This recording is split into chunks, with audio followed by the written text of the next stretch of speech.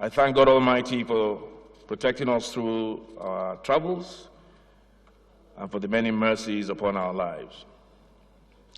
Honorable colleagues, the 9th House of Representatives, despite the limitation imposed on us by a global pandemic, has been an unusually productive parliament. We have taken legislative action to address long-standing challenges of governance and economics in our country.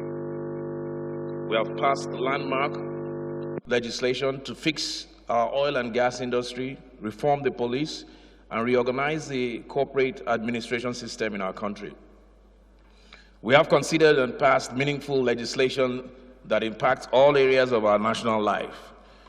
Some of these bills are the Police Service Commission Act, Repeal and Reenactment Bill, the Electric Power Sector Reform Act Amendment Bill, the Deep Offshore and Inland Basin Production Sharing Contracts Act Amendment Bill, amongst many others. Just before we adjourned in 2021, we passed a slate of bills to reform the aviation sector and clean up our airports so that these critical national assets can be properly administered to the best expectations of the Nigerian people. We have used the appropriations process and the power of Parliament over the public purse to pursue community and constituency development across the country. We have invested in primary, secondary, and tertiary education infrastructure. We have provided ICT training centers to facilitate learning and enhance educational outcomes. There is, at the moment, virtually no constituency in this country that hasn't benefited from the significant investment to improve primary health care, rehabilitate classrooms and schools, and provide community roads. And this is thanks to members of the House of Representatives. In reminding us of these things, it is not my intention to encourage complacency or give the impression that our work here is done. Far from it.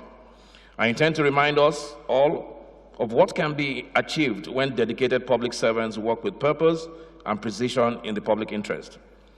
And I want us to be inspired in this last year of our present term in office to work harder, work faster, and achieve more than we ever did in the past. Too often, the legislators' work and the benefits that derive therefrom are not uniquely recognized and acknowledged. Active measures are required to change that, and it is our responsibility to make sure that the people we serve have sufficient information to judge us on the facts. Therefore, it must be a priority for us this year to document our efforts, double our efforts and our success, and communicate the same to our constituents across the nation so that we can be judged individually and collectively by our evident accomplishments. Honorable colleagues, we have a lot still left to do in a very brief time. Principal among these priorities is the Electoral Act Amendment Bill. First, let me express my profound gratitude to all of you for your work to pass this most critical legislation. Now, I'm talking about the Electoral Act Amendment. I commend you all for the work that you put in. Unfortunately,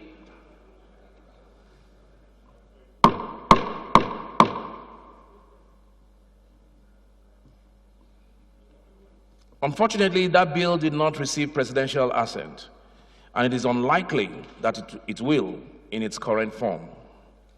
Now we have to choose between sticking to our guns regarding the provision to mandate direct primary elections for political parties, or reworking that provision to save the rest of the bill.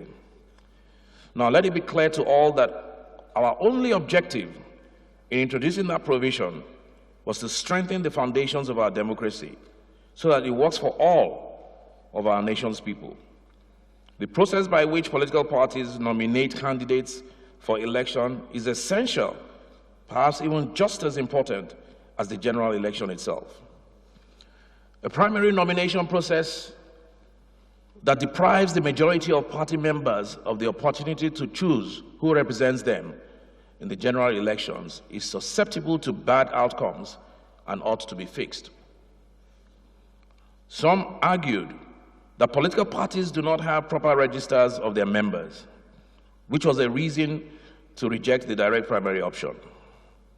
This is an appalling admission that political parties in the country do not have credible and up-to-date registers of their members. We are left to question how those parties have thus far managed their affairs, including conducting congresses and primary elections, whether by direct or indirect.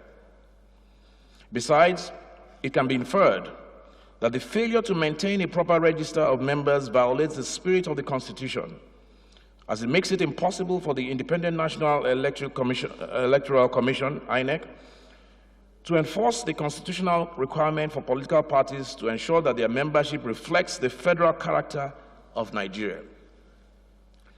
Nonetheless, it is disappointing that the failure of political parties to adequately document their membership is being used to not give the Nigerian people the power to fully participate in our nation's politics. If nothing else, including a direct primary mandate in the law would have forced political parties to properly register their members within the shortest possible time. This would have been the singular most significant reform of our political primary system, party system in a generation.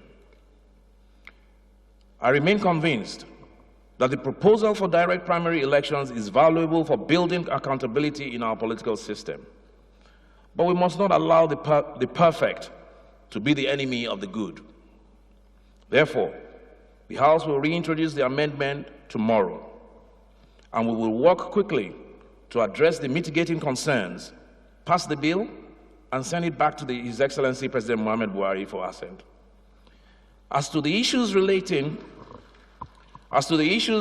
to inelegant drafting and other technical errors in the bill, this is a matter of concern, as it appears the version sent to the President differs from what is circulating in the public domain. However, in December of last year, I appointed a technical team to look into the issue. I expect to have their report within the next day or two, so that we can proceed to the next stage. We have less than 13 months to the next general election, so time is of the essence. A credible electoral law is what the people want. It is what the people deserve, and it is what the people will get. The Electoral Act Amendment Bill introduces many other provisions that will serve our democracy well, and we cannot throw away the baby with the bathwater. Our current constitutional review efforts is as crucial as the Electoral Act Amendment Bill. Amending our nation's constitution to address long-standing areas of disagreement and remove the vestiges of military from our democracy is one of the central commitments we made in the Ninth House. It is a commitment we must meet or risk the harsh judgment of history. Therefore, we will prioritize action working with the Deputy Speaker's Committee on Constitutional Amendment. We will prioritize action to pass the Constitutional Amendment Bill in the House of Representatives. Fortunately, we are in the final stages of that effort and will shortly conclude this all-important work. According to the Deputy Speaker, the first set of amendments will be forwarded to the state assemblies for consideration before the end of February. This is the final year we have to conclude work on our legislative agenda and fulfill the obligations of our contract with Nigerians. Let us approach this last stretch with the forthright focus and earnestness that comes with knowing what we are in the face to make good history. The entire purpose of the legislative agenda is to direct our legislative resources and efforts in a coordinated effort to ensure the well-being of the individual in a life of safety and freedom. That is a high ambition, but it is well worth the effort.